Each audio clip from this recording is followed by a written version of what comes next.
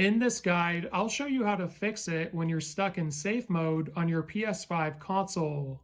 So the first thing you want to do is turn off your PS5, so press and hold the power button until it's fully turned off and the white light on the front stops flashing.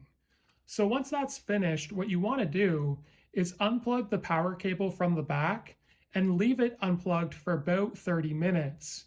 Then you can go ahead and plug the power cable back into your PS5 and you want to boot it up and see if it works. So I'm going to press and hold the power button now for about 10 seconds until we get that second beep that'll bring us into safe mode.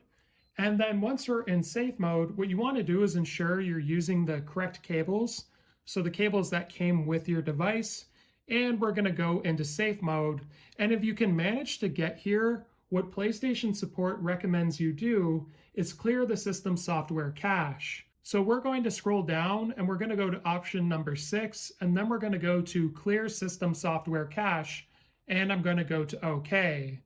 This can fix a lot of performance issues related to your PS5, as well as potentially fixing this safe mode loop that you have on it. If this video was helpful, like and subscribe, and we'll see you in the next one.